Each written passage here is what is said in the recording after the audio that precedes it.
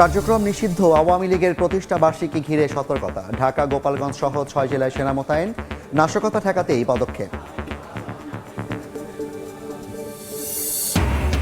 জুলাইয়ের মধ্যে খুলছে প্রধান শিক্ষক নিয়োগের জট। 4 মাসের মধ্যে প্রাথমিক বিদ্যালয়ে 50,000 সহকারী শিক্ষক নিয়োগের চিন্তা মন্ত্রী।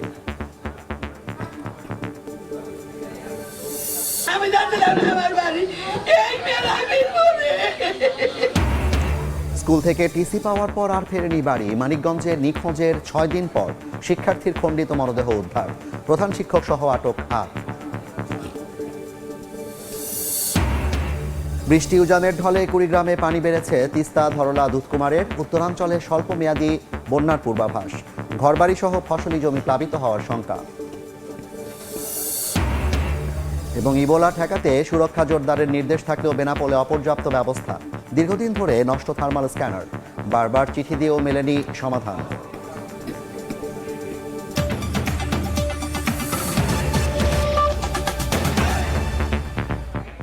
বাংলা সময়ের সঙ্গে আছি আমি জাফর সাদিক।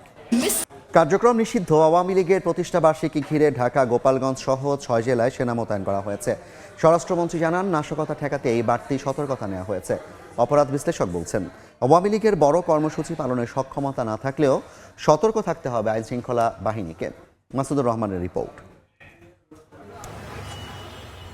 23 জুন কার্যক্রম নিষিদ্ধ আওয়ামী লীগের 77তম প্রতিষ্ঠাবার্ষিকী। এই উপলক্ষে বিভিন্ন জায়গায় ঝটিকা মিছিল করতে পারে সংগঠনটি। আর এতে বাধা দিলে আইন শৃঙ্খলা বাহিনীর সঙ্গে নেতাকর্মীরা সংঘর্ষে জড়াতে পারে, এমন আশঙ্কায় সারা দেশে সতর্কতা জারি করেছিল পুলিশ সদর দফতর। ডিএমপি বলছে 23 জুন ঘিরে রাজধানীতে 18,000-এর বেশি পুলিশ সদস্য মোতায়েন থাকবে। 2 শতাধিক জায়গায় বসাবে বিশেষ চেকপোস্ট। চলবে পিকেটিং ও ব্লক রেইড। থাকবে বিশেষ গোয়েন্দা নজরদারি। 4টি কন্ট্রোল রুম করে চলবে নিরাপত্তা পর্যবেক্ষণ। স্ট্যান্ড বাই থাকবে 15টি কুইক রেসপন্স টিম। রাজধানীর 15 স্থানে মোতায়েন থাকবে 1 প্লাটুন করে বিজিবি। তল্লাশি ও টহলের দায়িত্বে থাকবে র্যাবের বিশেষ টিম। বিজিবিও নিয়োগ থাকবে। আমাদের এপিবিএন অলরেডি মাঠে আছে। আমাদের ক্রাইম, আমাদের অপারেশন, আমাদের ডিবি, সিটিটিসি সহ ডিএমপির যতগুলো ইউনিট আছে সবাই সক্রিয়ভাবে মাঠে কাজ করতেছে। কার্যক্রম নিষিদ্ধ আওয়ামী লীগের প্রতিষ্ঠাবার্ষিকী ঘিরে ঢাকা, গোপালগঞ্জ সহ 6 জেলায় মোতায়েন করা হয়েছে সেনাবাহিনী। স্বরাষ্ট্রমন্ত্রী জানান, অপতৎপরতা ঠেকাতেই গোয়েন্দা তথ্যের ভিত্তিতে নেওয়া হয়েছে বাড়তি সতর্কতা। আজকে থেকে 30 তারিখ পর্যন্ত আমাদের সেনা সদস্যদেরকে আবার in aid to civil power Dhaka metro, Chattogram metro, Narayanganj, Gazipur metro এবং এর বাইরে 2টো জেলা, তাতে আমরা ডিপ্লয় করেছি যাতে যে কোনো রকমের অপতৎপরতা অ্যাড্রেস করা যায়। দেশের আইন শৃঙ্খলা পরিস্থিতির অবনতি হয়নি জানিয়ে স্বরাষ্ট্রমন্ত্রী বলেন, বর্তমানে আইন শৃঙ্খলা পরিস্থিতি যে কোনো সময়ের চেয়ে ভালো আছে। মাসুদুর রহমান, সময় সংবাদ, ঢাকা। এই মুহূর্তে গাজীপুর জেলা প্রশাসকের কার্যালয়ে আছেন রিপোর্টার মেহেদী হাসান। সরাসরি যাচ্ছি তার কাছে। মেহেদী,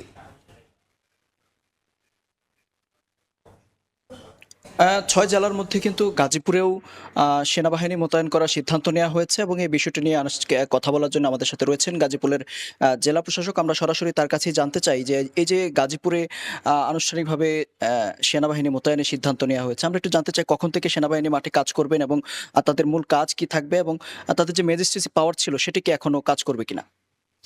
জি, ধন্যবাদ। যেটি হচ্ছে গাজীপুর সহ দেশের বেশ কয়েকটি জেলায় স্বরাষ্ট্র মন্ত্রণালয়ের রাজনৈতিক 2 শাখা থেকে আজকে একটি প্রজ্ঞাপন জারি হয়েছে সেনা মোতায়েনের বিষয় সংক্রান্ত। এবং এই জেলায় বিশেষ করে গাজীপুর মহানগর এলাকায় মানুষের শান্তি শৃঙ্খলা রক্ষা করা, জননিরাপত্তা নিশ্চিত করা এবং জনগণের জানমালের সুরক্ষার জন্য গাজীপুর জেলায় বাংলাদেশ সেনাবাহিনীকে মোতায়েন করা হয়েছে এবং তারা আজকে থেকে আগামী 30 তারিখ পর্যন্ত এখানে কাজ করবেন। এবং তাদেরকে আজকে একটু আগে জনপ্রশাসন মন্ত্রণালয় থেকে একটি প্রজ্ঞাপন জারি করা হয়েছে, সেখানে ম্যাজিস্ট্রেসি পাওয়ারও তাদেরকে দেয়া হয়েছে। ফলে বলা যায় একদম সুস্পষ্টভাবেই বেশ কয়েকটি নিষিদ্ধ সংগঠনের বিভিন্ন কার্যক্রমের কারণে ইতিমধ্যেই জনমনে আশঙ্কা সৃষ্টি হয়েছে এবং ধারণা করা হচ্ছে যে কি অবৈধ মিছিল এবং অবৈধ কার্যকলাপের মাধ্যমে শান্তি শৃঙ্খলা বিনষ্ট হতে পারে। সেই জন্য সরকার মনে করেছে মানুষের জানমালের নিরাপত্তা নিশ্চিত করা, মানুষের স্বাভাবিক জীবন নিশ্চিত করা, মানুষের ফ্রি মুভমেন্ট নিশ্চিত করা, সেই জন্যই সেনাবাহিনীকে মোতায়েন করা হয়েছে। সেনাবাহিনীর পাশাপাশি এখানে বিজিবি কাজ করবে। সেনাবাহিনীর পাশাপাশি এবং বিজিবির পাশাপাশি এখানে গাজীপুর মেট্রোপলিটন পুলিশ আছে, জেলা পুলিশ আছে, অন্যান্য আইন শৃঙ্খলা রক্ষাকারী বাহিনী আছে। প্রত্যেকে এখানে কাজ করবেন। আমাদের অন্যান্য এজেন্সিগুলো আছে, সকলেই এখানে কাজ করবেন এবং একসাথেই এই গাজীপুর মহানগর সহ গাজীপুর জেলার সর্বস্তরের মানুষের জানমালের নিরাপত্তা নিশ্চিত করা আমাদের কাজের ভিতর পড়বে। ধন্যবাদ। যেমনটি বলছিলেন জেলা প্রশাসক মহোদয় যে শুধু সেনাবাহিনী নয়, সেনাবাহিনীর পাশাপাশি অন্যান্য যে আইন শৃঙ্খলা বাহিনী সংস্থা যারা রয়েছেন তারাও কিন্তু গাজীপুর আইন শৃঙ্খলা পরিস্থিতি নিয়ন্ত্রণে কাজ করবেন এবং মাঠে থাকবেন। তো এই ছিল গাজীপুর থেকে সবশেষ তথ্য আমার কাছে। সরাসরি যুক্ত ছিলাম গাজীপুর থেকে। বৃষ্টি উজানের ঢলে তিস্তা, ধরলা, দুধকুমারের পানি বেড়েছে কুড়িগ্রামে। উজানে বৃষ্টি অব্যাহত থাকলে উত্তরাঞ্চলে স্বল্প মেয়াদী বন্যার পূর্বাভাস পানি উন্নয়ন বোর্ডের। তবে পানি কমেছে রংপুর, নীলফামারীতে। এদিকে পানি কমে যাওয়ায় একদিন পর খুলে দেওয়া হয়েছে সিলেটের ভোলাগঞ্জের সাদা পাথর পর্যটন কেন্দ্র। নদীতে বিলীন হওয়ার শঙ্কায় দুধকুমারের তীর থেকে সরিয়ে নেওয়া হচ্ছে বাড়িঘর। উজানের ঢলে পানি বাড়ায় নদীর ভাঙনের মুখে পড়েছে কুড়িগ্রাম সদর উপজেলার বানিয়াপাড়া এলাকা। তিস্তা, ধরলায় পানি বাড়লেও এখনও বিপদসীমার নিচে নদী। তবে উজানে বৃষ্টি অব্যাহত থাকলে উত্তরাঞ্চলে স্বল্প মেয়াদী বন্যার পূর্বাভাস পানি উন্নয়ন বোর্ডের। ঘরবাড়ি সহ ফসলি জমি প্লাবিত হওয়ারও শঙ্কা রয়েছে। জায়গায় জায়গায় ভাঙতেছে, যে ক্ষেতগুলা ডুবি যাওয়া লাগছে, মাটি পড়িয়া নষ্ট হয়ে যাওয়া লাগছে, জায়গা জমি তলে যাওয়া লাগছে, বাড়ি ঘর তলে যাওয়া লাগছে। এইবারে এই গমে স্রোতও বেশি। রংপুরের তিস্তার পানি কমলেও ভাঙন থামেনি। এতে ঝুঁকিতে পড়েছে রংপুরের মহিপুরের দ্বিতীয় তিস্তা সেতুর পশ্চিম পাশে সেতু রক্ষা বাঁধ। দুদিনে ভেঙেছে 30 মিটার অংশ। নীলফামারীর ডালিয়া পয়েন্টের কিছুটা কমেছে তিস্তার পানি। নদী এখন বিপদসীমার 37 সেন্টিমিটার নিচে। এই বাঁধটা তো গতবার থেকে ভাঙতেছে, প্রায় 200 মিটারের নাকান্তি ভাঙি গেছে, কিন্তু কোনো কর্তৃপক্ষরা কোনো ডিসিশন নিচ্ছে না। আমাদের ভাই ওইটা ভাঙিয়ে যাতে আমার তার জমি কিনার মতো কোনো সম্পদ নেই। পানি কমে যাওয়ায় খুলে দেওয়া হয়েছে সিলেটের ভোলাগঞ্জ সাদা পাথর পর্যটন কেন্দ্র। এতে স্বস্তি ফিরেছে ব্যবসায়ীদের মধ্যে। অনেক কষ্ট করে আসার পরেও যে আমরা আমাদের কষ্টটা সফল করতে পারছি, এটা নিয়ে খুব খুশি। ভলান্টিয়াররা আছে যাতে পর্যটকরা দূরে কোথাও গিয়ে বিপদে না পড়ে, সেই জন্য তারা সতর্ক করার জন্য তারা থাকবে আর কি। আর সব অবস্থা এখন মোটামুটি স্বাভাবিক হয়েছে, এখন পর্যটক আসার মতো পরিস্থিতি রয়েছে। এদিকে বৃষ্টি না থাকায় সুনামগঞ্জে সুরমা নদীর পানি কমে বিপদসীমার 63 সেন্টিমিটার নিচ দিয়ে প্রবাহিত হচ্ছে। পানি নামায় স্বাভাবিক হচ্ছে সড়ক যোগাযোগ। তানজিল হাসনাত, সময় সংবাদ। এ নিয়ে সবশেষ খবর জানাতে গাইবান্ধার ফুলছড়ি থেকে যুক্ত হচ্ছেন সহকর্মী হেদায়েতুল ইসলাম বাবু। সরাসরি যাচ্ছি তার কাছে। বাবু, কি অবস্থা এই মুহূর্তে? পানি বৃদ্ধি অব্যাহত থাকার কারণে তিস্তা, যমুনা, ব্রহ্মপুত্র এবং ঘাঘট সহ গাইবান্ধার উপর দিয়ে যে নদ নদীগুলো বয়ে গেছে, প্রত্যেকটা নদীতেই বেশ কয়েকদিন যাবৎ পানি বাড়ছে। আর এই পানি বাড়ার কারণেই আমরা দেখছি যে নদ নদী তীরবর্তী যে জনপদ, সেই জনপদে এই ব্রহ্মপুত্র এবং তিস্তার যে ঢেউ, উত্তাল ঢেউ এসে আঘাত হানছে। আর সেই আঘাতের কারণেই নদী ভাঙন বেশ কিছু এলাকায় তীব্র আকার ধারণ করেছে। আমরা ঠিক যে জায়গাটিতে দাঁড়িয়ে আছি, এই জায়গাটিতেও গতকাল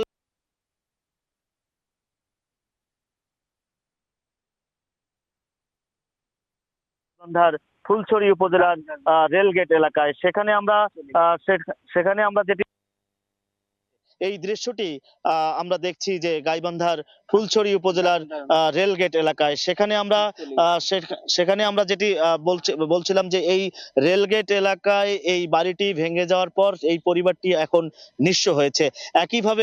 একইভাবে যদি আমরা বলি যে গাইবান্ধার যে সাঘাটা উপজেলা, সুন্দরগঞ্জ সহ বেশ কিছু এলাকায় নদী ভাঙন তীব্র আকার ধারণ করেছে। আর এই নদী ভাঙন তীব্র আকার ধারণ করার কারণে 15 থেকে 20 একটি পয়েন্ট অনেক বেশি ঝুঁকিপূর্ণ বলে পানি উন্নয়ন বোর্ড আমাদেরকে জানিয়েছে। তবে পানি উন্নয়ন বোর্ড যেটি বলছে যে আগামী 3 দিন পর্যন্ত এই নদ নদীগুলোতে পানি বৃদ্ধি অব্যাহত থাকবে। আর এই পানি বৃদ্ধি অব্যাহত থাকার কারণে বেশ কিছু এলাকায় যে ভাঙ্গন শুরু হয়েছে, সেই ভাঙ্গন পরিস্থিতি মোকাবেলা করবার জন্য পানি উন্নয়ন বোর্ডের পক্ষ থেকে এখন পর্যন্ত তেমন কোনো পদক্ষেপ গ্রহণ করা হয়নি। তবে তারা জরুরি পদক্ষেপ গ্রহণ করবে বলে আমাদেরকে জানিয়েছে। তবে পানি উন্নয়ন বোর্ড আরো একটি স্বস্তির খবর জানিয়েছে যে পানি বাড়লেও আপাতত এই অঞ্চলে বন্যার আশঙ্কা নেই। এই ছিল গাইবান্ধা থেকে নদ নদীগুলোতে পানি বৃদ্ধি এবং বন্যার পূর্বাভাস নিয়ে সবশেষ খবর। সরাসরি যুক্ত ছিলাম গাইবান্ধা ফুলছড়ি থেকে। শত বছরের উন্নয়ন বঞ্চনা, নদী ভাঙন, বন্যা আর খরার অভিশাপে পিছিয়ে পড়েছে রংপুর অঞ্চল। বিশেষজ্ঞরা বলছেন শুধু একটি প্রকল্পই বদলে দিতে পারে পুরো অঞ্চলের আর্থসামাজিক চিত্র।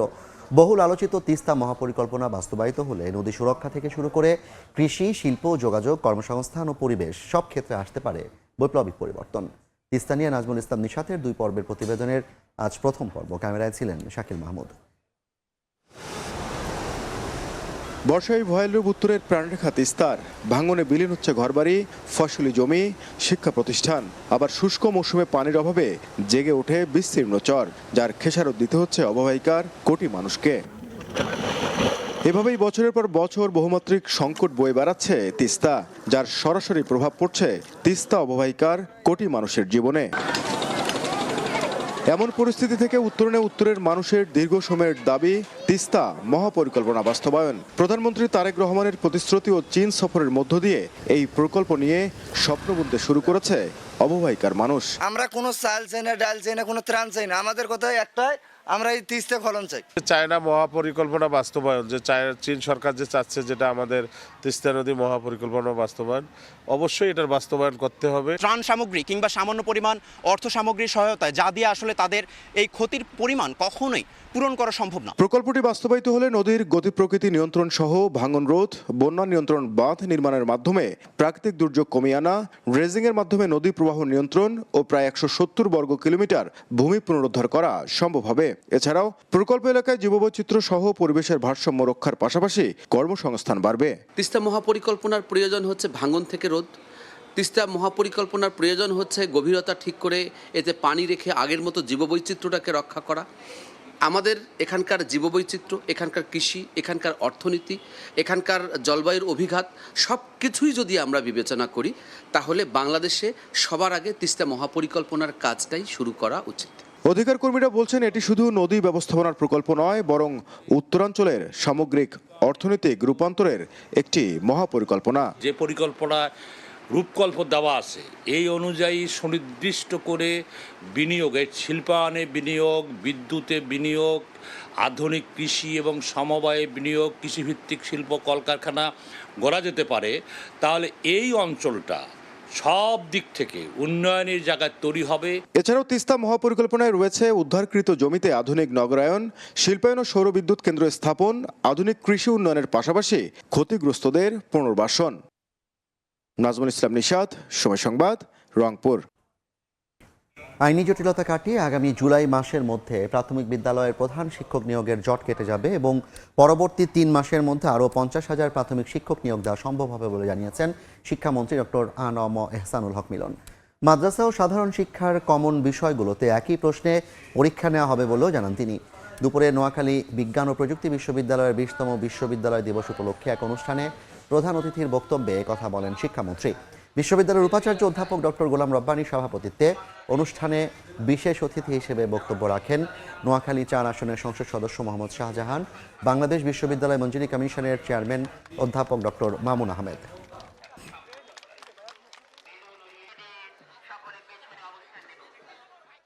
আমরা আগামী 3 মাসের ভিতরে আরো 50,000 প্রাথমিক শিক্ষক নিয়োগ দিতে পারবো। বুঝতে পেরেছেন? 500 কোটি টাকার উপরে মাদ্রাসা শিক্ষকদের প্রয়োজন হয়। এই যে শিক্ষককে নিয়োগ দিয়ে গিয়েছে, তাদের বেতনের ব্যবস্থা করেনি, এই বিষয়টিকে আমরা গুরুত্ব দিয়ে বাজেট অ্যালোকেশন জুনের মধ্যে ছিল না, আমাদের কাছে 100 কোটি টাকার মতো ছিল, ওই 100 কোটি টাকা বরাদ্দ দিয়ে দিয়েছি। স্কুল থেকে টিসি পাওয়ার পর আর ফেরেনি বাড়ি। মানিকগঞ্জে নিখোঁজের 6 দিন পর মিলেছে স্কুল ছাত্রীর খণ্ডিত মরদেহ। এ ঘটনায় প্রধান শিক্ষক ও মেয়েটির প্রেমিক সহ 8 জনকে আটক করেছে পুলিশ। এদিকে রাঙামাটিতে নিজ ঘরে মিলেছে গৃহবধূর মরদেহ। স্বামীর দাবি, অর্থ লুট করে স্ত্রীকে হত্যা করে পালিয়েছে দুর্বৃত্তরা। স্কুল থেকে টিসি দেওয়ার পর আর বাড়িতে ফেরা হয়নি মারিয়ার, এসেছে তবে নিথর।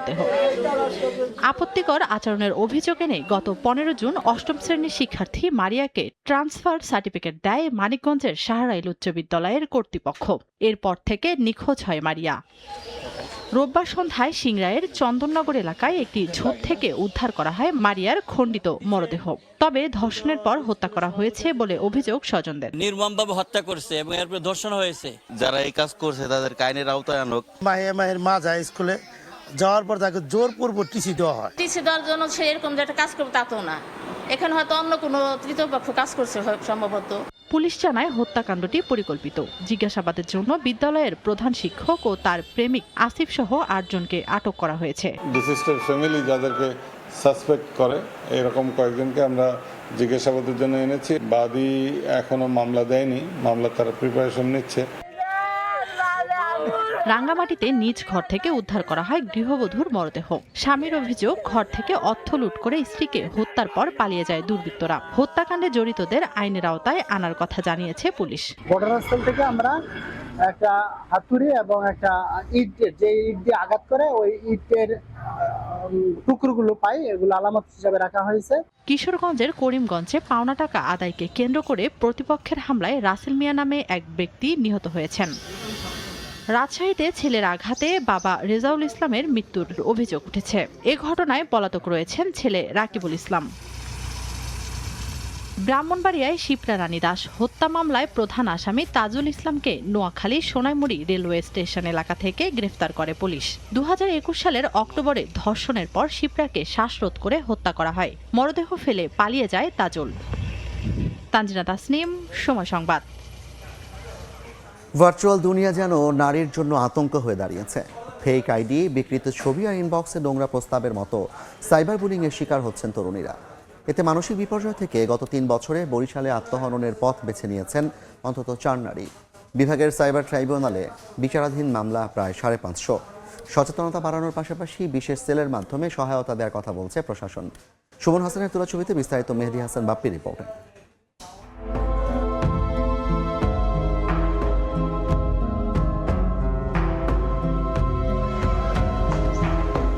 বাস্তব দুনিয়ার চেয়ে বর্তমান সময়ে নারীদের জন্য বেশি অনিরাপদ হয়ে উঠেছে ভার্চুয়াল জগৎ। তথ্য প্রযুক্তির এই যুগে প্রতিদিনই নারীদের শিকার হতে হচ্ছে সাইবার বুলিংয়ের। ফেক আইডি খুলে ছবি বিকৃত করা, ইনবক্সে আপত্তিকর প্রস্তাব পাঠানো কিংবা মন্তব্যের ঘরে চরিত্র হননের মতো নোংরা খেলায় মেতে উঠেছে এক শ্রেণীর বিকৃত মানসিকতার মানুষ। আমি ফেসবুকে একটা ছবি দিলাম, সেই ছবিটা কেউ নিয়ে গিয়ে অন্য একটা ফেক প্রোফাইল খুললো বা সেখান থেকে অন্য কাউকে মেসেজ দেওয়া হলো। আমাদের বাধ্য হয়ে আমাদের প্রোফাইল লক করে রাখতে হয় বা প্রাইভেসিটা অনলি ফ্রেন্ডসে দিয়ে রাখতে হয়। মেনশন করে বিভিন্ন নেম দিয়ে এন্ড বাজে কথা মন্তব্য করে আমাকে হ্যারাস করা হতো। অনলাইনে আমরা যখন অ্যাক্টিভ থাকি বিভিন্নভাবে আমাদের প্রতিনিয়তই হ্যারাস করা হয়। বেসরকারি সংস্থাগুলোর তথ্য বলছে সাইবার বুলিং এর শিকার হওয়া নারীদের 2/3 এই 16 থেকে 25 বছর বয়সী। তবে এই ভার্চুয়াল অপরাধ ঠেকাতে বরিশালে নারীদের সাইবার নিরাপত্তায় সচেতনতা বৃদ্ধিতে কাজ করছে জাতীয় মহিলা সংস্থা। গ্লোবালাইজেশন বলি বা আর্টিফিশিয়াল ইন্টেলিজেন্স বলি, এই প্রত্যেকটা যে নেগেটিভ বা অল্টারনেটিভ কিছু থেকে থাকে সেখান থেকে যেন আমি হার্মের শিকার না হই। নারীদের সাইবার সুরক্ষায় আইনি ও মানসিক সহায়তা দিতে জেলা ভিত্তিক বিশেষ সেল গঠনের কথা জানান বিভাগের এই শীর্ষ কর্মকর্তা। কেউ যদি এরকম হয় সে যাতে খারাপ দিকে না যায়, সে তার যে মানসিক ট্রমা থাকে সেই ট্রমা থেকে মুক্ত হতে পারে, সেজন্য স্কুল কলেজে যে সকল একজন করে শিক্ষককে আমরা ট্রেনিং করাবো।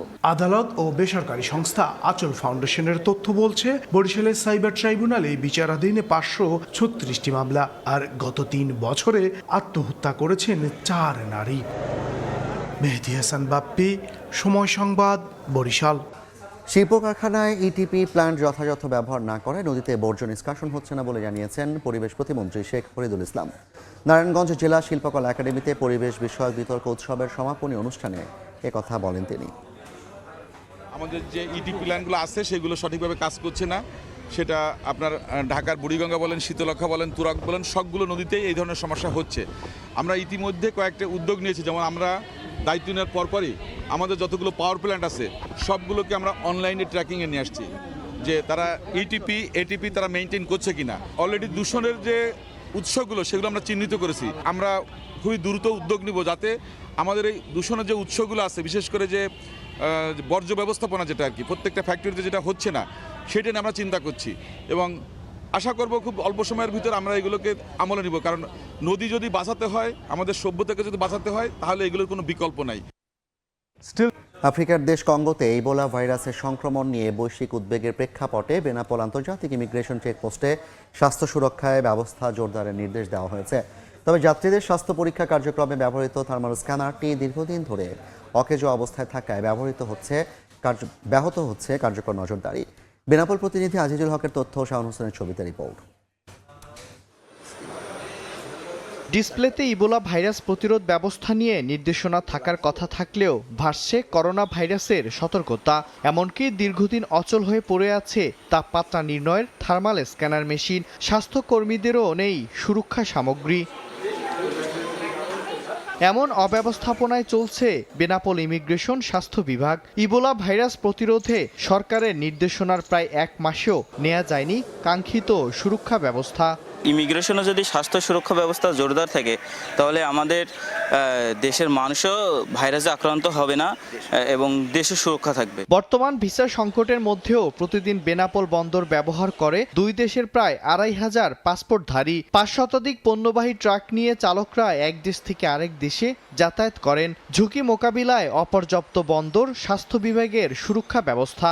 সরকারের সুদৃষ্টি থাকবে যাতে ইমিগ্রেশনের স্বাস্থ্য ব্যবস্থাকে সঠিকভাবে সঠিক পরিচালনা করে এবং যন্ত্রাংশ প্রদান করে। সবগুলো ইমিগ্রেশনে যদি আমরা স্বাস্থ্য সুরক্ষা নিশ্চিত করতে পারি তাহলে আমাদের দেশের মানুষ সমস্ত প্রকার ভাইরাস থেকে নিরাপদ থাকবে। তবে বারবার চিঠি দিয়েও থার্মাল স্ক্যানার ঠিক করার বিষয়ে কোনো সাড়া মেলেনি বলে জানিয়েছে স্বাস্থ্য বিভাগ। এটা যে পরিচালনা করে তাদেরকে জানানো হয়েছে, এটার এখনো কোনো ব্যবস্থা গ্রহণ করেনি। যদি আমাদের ডিজিটাল স্ক্যানার থাকতো তাহলে ডিস্টেন্স বজায় রাখা যেত যাত্রীদের সঙ্গে আমাদের। ইবোলা ভাইরাসের আগে করোনা, মাস্কিপক্স ও নিপা ভাইরাসের সংক্রমণ ঠেকাতে সুরক্ষা ব্যবস্থা জোরদারের উদ্যোগ নেওয়া হয়েছিল বেনাপোল ইমিগ্রেশনে।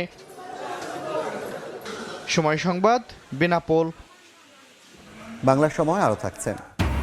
বিদেশি চকলেটের মোড়কে নকল পণ্যে সয়লাভ পর্যটন নগরী কুয়াকাটা। বার্মিজ আচারের নামে অস্বাস্থ্যকর চাটনি রমরমা বেচাকেনা, অভিযানে হুঁশিয়ারি জেলা প্রশাসনের।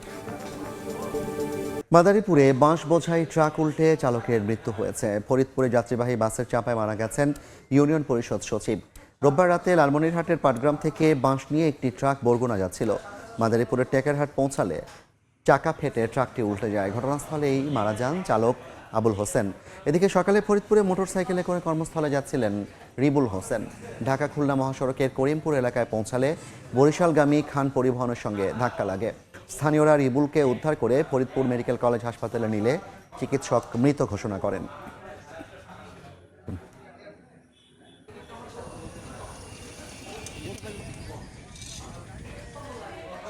মানিকগঞ্জে বজ্রপাতে চাচা ভাতিজার মৃত্যু হয়েছে। স্বজনরা জানান, চাচা শহীদুর ও ভাতিজা কবির বাড়ির পাশের মাঠে ট্রাক্টর দিয়ে জমিতে চাষ দিচ্ছিলেন। রোববার সন্ধ্যায় হঠাৎ বৃষ্টির সঙ্গে বজ্রপাত শুরু হয়।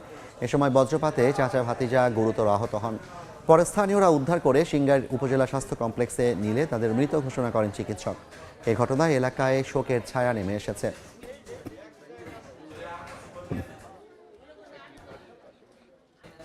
নিখোঁজের 2 দিন পর টাঙ্গাইলের পুকুরে মিলল 8 বছরের শিশুর মরদেহ। সকালে সখীপুরের উপজেলা পরিষদ পুকুরে মরদেহ ভাসতে দেখে স্থানীয়রা। খবর পেয়ে পুলিশ গিয়ে সেজুতির মরদেহ উদ্ধার করে। এর আগে শনিবার বিকেলে বন্দিরপাড়া এলাকার বাসা থেকে উপজেলা পরিষদ মাঠে খেলতে যায় সেনজ্যোতি রানী সরকার। এরপর থেকে নিখোঁজ ছিল সে। পরে পরিবারের পক্ষ থেকে এলাকায় মাইকিং ও থানায় সাধারণ ডায়েরি করা হয়। নিহত সেজুতি স্থানীয় আদর্শ শিশু কানন প্রি ক্যাডেট স্কুলের 2য় শ্রেণীর শিক্ষার্থী ছিল। ফরিদপুরে 3য় শ্রেণীর শিক্ষার্থীকে শ্লীলতাহানির অভিযোগ উঠেছে মাদ্রাসার সহকারী শিক্ষকের বিরুদ্ধে। এ ঘটনায় অভিযুক্তকে আটক করে পুলিশে সোপর্দ করা হয়েছে। দুপুরে ভাঙার ভরিলহাট নেসারিয়া দাখিল মাদ্রাসা ঘেরাও করে অভিযুক্ত শিক্ষক আমির হোসেনকে অবরুদ্ধ করে রাখেন অভিভাবক ও এলাকাবাসী। পরে পুলিশকে খবর দিলে আমিরকে আটক করে থানায় নেওয়া হয়। এর আগে বৃহস্পতিবার মাদ্রাসা ছুটির পর ওই শিক্ষার্থীকে উপহার দেওয়ার কথা বলে ডেকে নিয়ে শ্লীলতাহানি করে আমির হোসেন। বিষয়টি পরিবারের সদস্যদের জানালে ক্ষোভে ফেটে পড়েন এলাকাবাসী।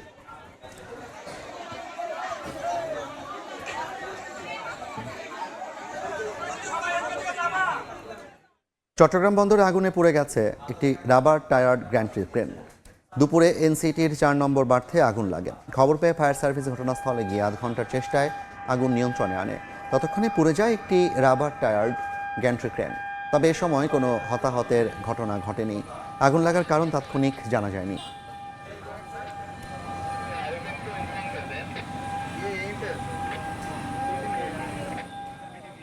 ঝিনাইদহে শিশু তাবাসসুম তোয়া ধর্ষণ ও হত্যা মামলার একমাত্র আসামিকে মৃত্যুদণ্ডাদেশ দিয়েছেন আদালত। দুপুরে শিশু সহিংসতা দমন ট্রাইব্যুনালের বিচারক সালেহুজ্জামান এই রায় দেন। চলতি বছরের 25 ফেব্রুয়ারি কালীগঞ্জের বাদুরগাছা গ্রামে 5 বছরের শিশু তাবাসসুম বাড়ি থেকে নিখোঁজ হয়। পরদিন পাশের বিদ্যালয়ের সেপটিক ট্যাঙ্ক থেকে শিশুটির মরদেহ উদ্ধার করে পুলিশ। এ ঘটনায় নিহতের বাবা কালীগঞ্জ থানায় মামলা করলে প্রতিবেশী আবু তাহেরকে গ্রেফতার করে পুলিশ। পরে 164 ধারায় জবানবন্দিতে ধর্ষণ ও হত্যার কথা স্বীকার করে সে।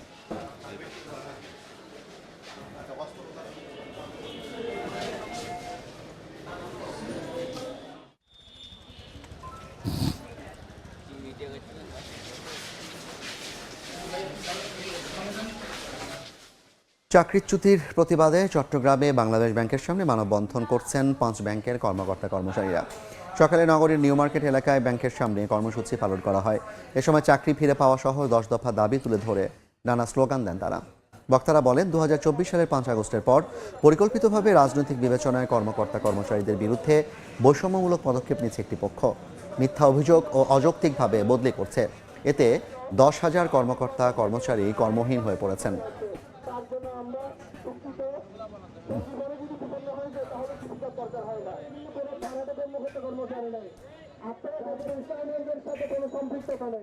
বগুড়ায় প্রস্তাবিত বগুড়া বিশ্ববিদ্যালয় প্রতিষ্ঠার দাবিতে মানববন্ধন করা হয়েছে। সকালে ঢাকা রংপুর মহাসড়কের 9 মাইল এলাকায় কর্মসূচি করা হয়। এ সময় স্থানীয়রা মহাসড়কের দুপাশে বিক্ষিপ্তভাবে কয়েক দফায় মহাসড়ক অবরোধ করে। এতে সাময়িক যানজটের সৃষ্টি হয়। বক্তাদের অভিযোগ, প্রায় 25 বছর আগে শাহজাহানপুরের জামালপুর এলাকায় বিশ্ববিদ্যালয় প্রতিষ্ঠার প্রস্তাব দিয়েছিলেন তৎকালীন সরকার। পরে বিভিন্ন সময়ে আন্দোলন করেও কোনো সমাধান হয়নি। বিশ্ববিদ্যালয় না থাকায় অধিকাংশ শিক্ষার্থী উচ্চশিক্ষা থেকে বঞ্চিত হচ্ছেন। এজন্য প্রস্তাবিত স্থানে বিশ্ববিদ্যালয় প্রতিষ্ঠার উদ্যোগ নেওয়ার দাবি জানান তারা।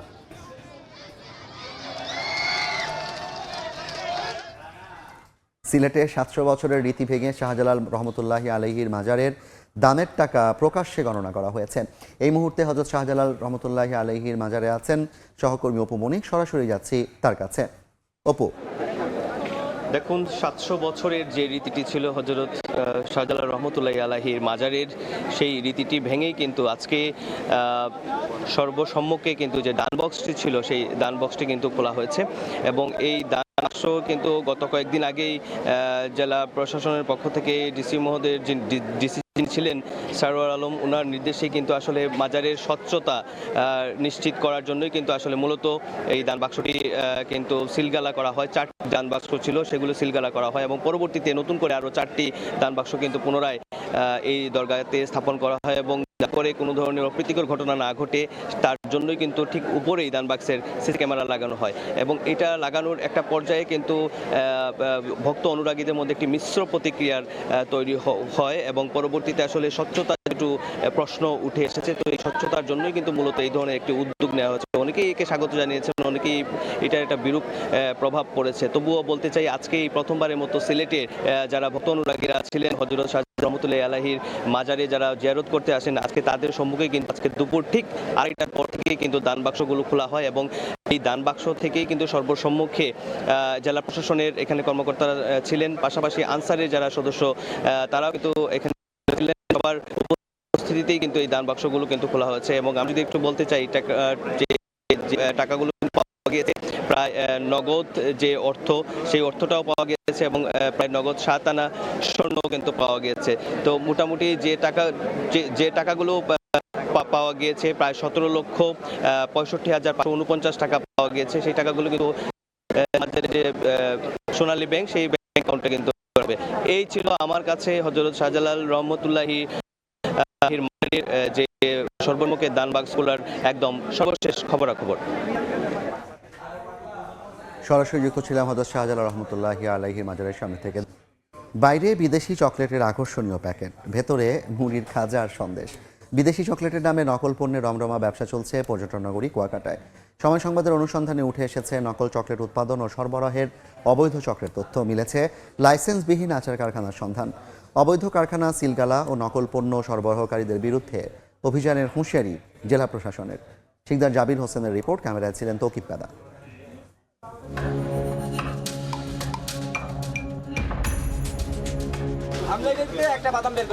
নিজেও তো অবাক হয়ে গেলাম যে এটার ভিতরে সন্দেশ আসলো কোথা থেকে। কুয়াকাটায় প্রতিটা সেক্টরেই মানুষ প্রতারিত হয়।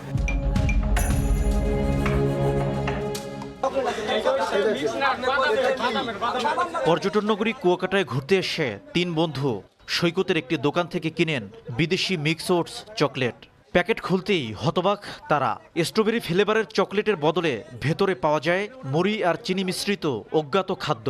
এরপর শুরু হয় ক্রেতা ও দোকানদারের মধ্যে তর্ক। যদিও দোকানির দাবি ভেতরে কি আছে তা তিনিও জানতেন না। যে কটা আইটেম দেওয়া আছে এই কটা আইটেমের চকলেট পাবা, কিন্তু বাই করার পর সব পাই মুড়ির চকলেট। আমরা এটা খোলার পরে শুধু এই একটা মুড়ির চকলেটই পাইছি, আর কোনো ধরনের চকলেট নাই। এরা বলে এটার ভিতরে মিক্স আছে, এটার ভিতরে বাদাম আছে, এটার ভিতরে ওটস আছে। যেভাবে আনা আমরা ওইভাবে বিক্রি করি, আমরা তো সব চকলেট খাইও না আর দেখিও না। এরপর অনুসন্ধানে নেমে পাশের অন্য একটি দোকানে গেলে সময়ের ক্যামেরায় ধরা পড়ে একই চিত্র। চীনের জনপ্রিয় স্ট্রবেরি নুগাট ক্রিস্পের আদলে তৈরি হয়েছে হুবহু একই ধরনের প্যাকেট। বাইরে থেকে আসল মনে হলেও খুলতেই বেরিয়ে আসে ভিন্ন দৃশ্য। যেখানে থাকার কথা স্ট্রবেরি নুগাট ও বিস্কুটের সংমিশ্রণ, সেখানে মিলছে কাগজে মোড়ানো সন্দেশ ও চিনি মেশানো মুড়ি। শুকনা মুড়ি দেওয়া আর চিনি দেওয়া। স্ট্রবেরি আছে? স্ট্রবেরি পাই না। পর্যটন নগরীটিকে ঘিরে গড়ে উঠেছে শত শত চকলেট ও আচারের দোকান।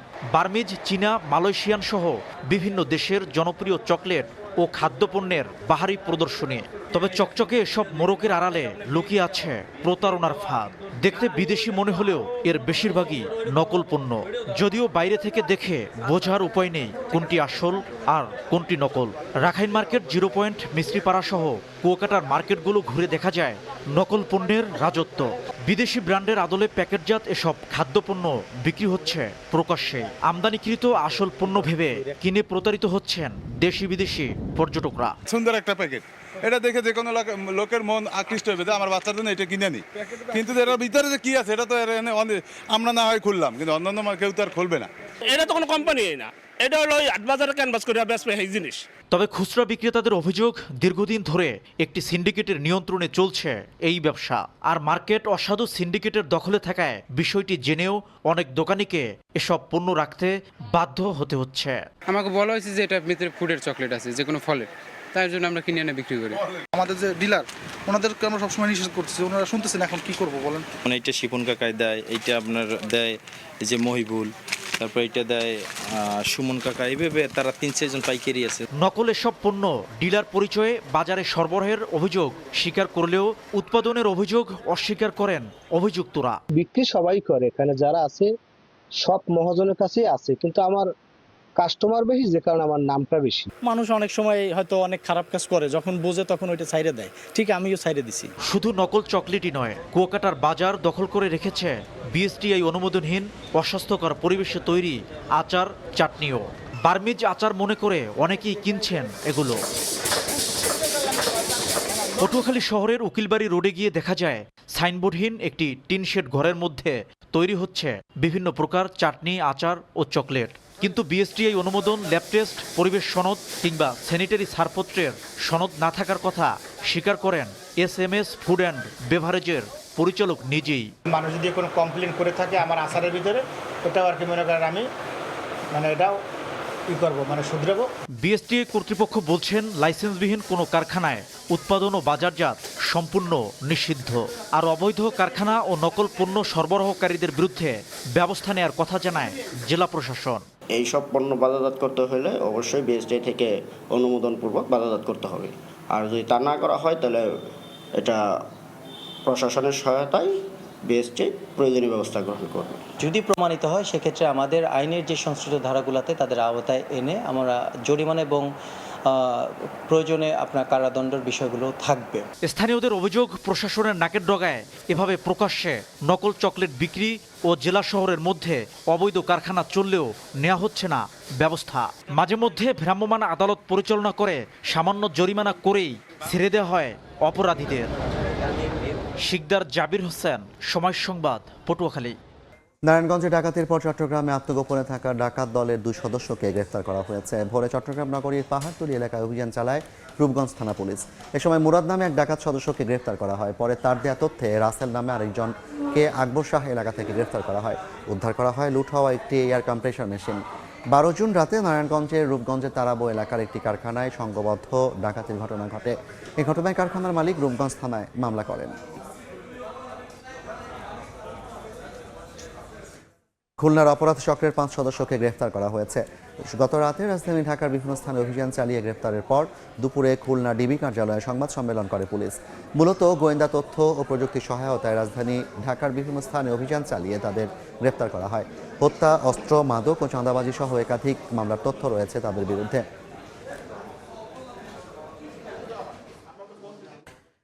চট্টগ্রামে বেগম রোজি কবির সড়কের নাম ফলক উন্মোচন করা হয়েছে। সকালে নগরের স্ট্যান্ড রোড এলাকায় নাম ফলকের উদ্বোধন করেন city mayor doctor Shahadat Hossain. এরপর করা হয় বিশেষ মোনাজাত। পরে সিটি মেয়র জানান, চট্টগ্রামের অগ্নিকন্যা ও বর্ষিয়ান রাজনৈতিক ব্যক্তিত্ব বেগম রোজি কবির গণমানুষের নেত্রী। তার অবদান চট্টগ্রামবাসীর হৃদয়ে চিরকাল অম্লান হয়ে থাকবে বলে মনে করেন তিনি।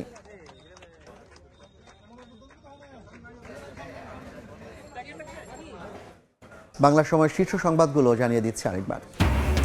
কার্যক্রম নিষিদ্ধ আওয়ামী লীগের প্রতিষ্ঠা বার্ষিকী ঘিরে সতর্কতা। ঢাকা, গোপালগঞ্জ সহ 6 জেলায় সেনা মোতায়েন।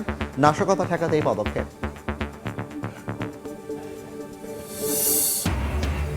জুলাইয়ের মধ্যে খুলছে প্রধান শিক্ষক নিয়োগের জট।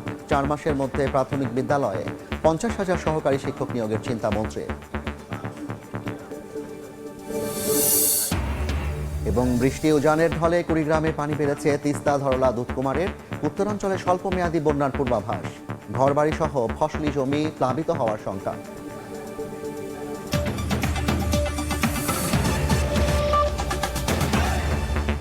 এই ছিল বাংলার সময়। দর্শক, বিশ্বকাপ ফুটবলের মহাযজ্ঞ সরাসরি সম্প্রচার করছে সময় টেলিভিশন। দেখতে চোখ রাখুন সময়ের পর্দায়। এরপর দেখবেন সন্ধ্যার সময়। সঙ্গে থাকবেন ইমদাদুল হক। জাফর, আপনাকে ধন্যবাদ। সন্ধ্যার সময় নিয়ে আসছি কিছুক্ষণ পর, সঙ্গে থাকুন সময়।